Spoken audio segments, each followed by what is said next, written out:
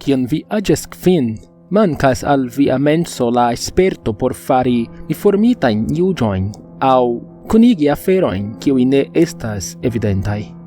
Tra la jaroj la detaloj malklariĝis kaj forgesiĝis. Dum parolado kun miaj gepatroj in tagon, ili purigis la araneaĵojn kiuj kovris ĉi tiun historion. Mi nun memoras tre klare la rakonton de gluglulo kaj insektulo.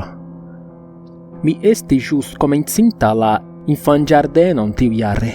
Ĉiuj estas amikoj kiam vi aĝas kvin, do ne mankis al mi klasamikoj. Sed, venante de malriĉa familio, mi ne povis multe vidi ilin eksterlerneje. Miaj gepatroj pasigis ĉiujn siajn maldormajn horojn, klopodante postvivi kaj ne havis tempon por konduki min de domo al domo. Do mi pasigis miajn fruajn jarojn plejparte sole, ludante kun la hazarda kolekto de ludiloj, de la breto de mia dormoĉambro. Manko de mono donis al mia familio kutimon amassigi, do ili malamis forĵeti ion ajn. Unu aparta aĵo sur la breto estis malgranda, malmoderna televidilo, furnira skatolo ĉirkaŭ 60 centimetrojn larĝa kaj 30 centimetrojn alta. Ĝi havis kurvan vitran ekranon kiu okupis duonon de la antaŭa panelo. Apud la ekrano estis granda kromia numerumilo por ŝanĝkanalojn. Ĉe la supro kuŝis anteno formita de du aĉe torditaj dratoj. Kiam mia enuo igis min ŝalti ĝin, mi kutime nur ricevis statikaĵon en tiu nigra-blanka ekrano. Mi turnadis la pezan numerumilon, esperante trovi iun lokan elsendon. Plejparte ĝi montris kelkajn fantomecajn bildojn kaj nekompreneblajn sonfragmentojn. Sed iu kanalo estis ĉiam kristale clara. Ĝi estis la televidaĵo de gluglulo kaj insektulo. Gluglulo estis klaŭno, sed ne kutima. Li portis maldikan nigran vestokompleton, kiu kovris lian malgrasan altan korpon kun kongrua kravato, kaj tro grandajn klaŭnoŝuojn por kompletigi sian apartan kostumon. Liaj pupiloj estis tute nigraj, kiel poluritaj nigraj marmoroj, kun neniu spuro de blanko ĉirkaŭ ili. Nigra vizaĝfarbo, kovranta ĉirkaŭ tiuj okuloj, kaj trans liaj vangoj kaj buŝo, igis lin aspekti kiel freneza, ridetanta skeleto. Nur la freneza bluka hararo kiu ĝermis de la flankoj de lia kapo donis al li pli homan aspekton. Kiam ajn gluglulo timigis min, insektulo timigis min eĉ pli. Li estis malalta kaj ronda, kiel ĝiba nano, kun nigra mantelo. Li havis protezojn kovrantajn siajn okulojn por igi lin aspekti kiel muŝo, kaj buŝo kiu estis turnita 90 gradojn kaj malfermita flank al flanke. La televidaĵo mem temis pri praktikaj ŝercoj faritaj al sensciaj homoj. Ĝi ĉiam komenciĝis per gluglulo kaj insektulo kaŝitaj en ies domo. Gluglulo frontis kontraŭ la kamerao, rigardante al vi, cum lia maldika fingro tuŝanta liajn lipojn. Kiam la senscia stelulo de la televidaĵo aperis, rida aŭdaĵo ekludiĝis. Vi vidus la stelulon plenumi siajn vesperajn kutimaĵojn, senscia al la komploto kiun gluglulo kaj insektulo planis. Ni vidus ĝin vespermanĝi, aŭ en la salono spekti l televidilon kun sia familio, aŭ trankvile fari siajn hejmtaskojn. Poste ni spektus dum gluglulo kaj insektulo ŝtelis ĝian plumon, aŭ movis ĝian glason, aŭ malaperigis aferojn malantaŭ ĝiaj dorsoj.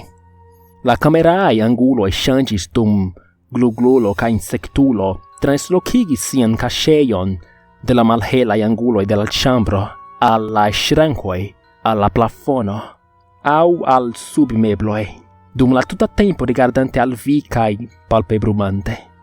Iu pli ili alproksimiĝas, des pli laŭta kaj pli forta iĝis la ridaŭdaĵo.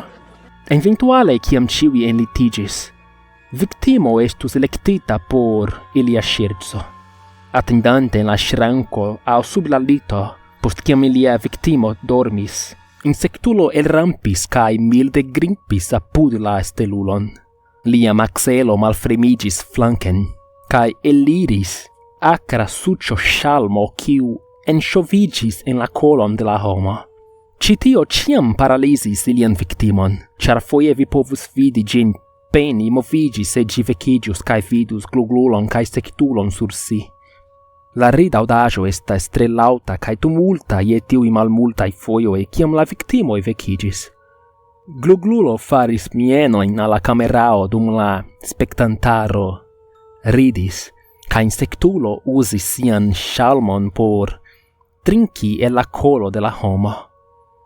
Ciam la victimo cesis baracti post quelcae minutoi, la ridoi igis applaudoi cae huraoi. Ciam insectulo finis, la visagio de gluglulo plenigis la tutan ekranon, lia neeble larga rido de acrae dentoi. Poste li flustris: "Mi vidos vin poste, ulo." La maniero kiel tiui tute nigrai oculoi trapicis la ekranon ciam timigis min. Mi malamis la televitajon, sed ciam tro timis por alproximigi alla televidilo dum gi ludigis. Iun tagon la televidilo mistere malaperis de la chambro. Mia gepatroi diris al mia quiniara memo che ili vendis gin por pagi quelcain facturoin. Mi acceptis tion sen demando. Mi iam giois che ci foriris. Sed hierao, ciam mi demandis al ili pri la televidilo de nove, ili interchangis maltranquilain rigardoin, poste plenigis quelcain mancantain ocasajoin de mia infanaggio. Duan voie in tiu iaro, de reco, samclassano cium mi ne multe conis, mortis in terurae circunstansoi. Li estis mortigita in sia lito cun picvundo in la colo. Neniu signo de erompo estis trovita do liai gepatroi, maltranquilai, estis arrestitai kiel cefai suspectatoi. Ili neis ciumini accusoin contra ili. Ciam signorino Nolino, mia instruistino, racontis al nia classo, mi shaine clarigis al si che de reco ne povus esti morta, char mi vidis lin cae lian familion en la televidajo de gluglulo cae insectulon la antauan tagon.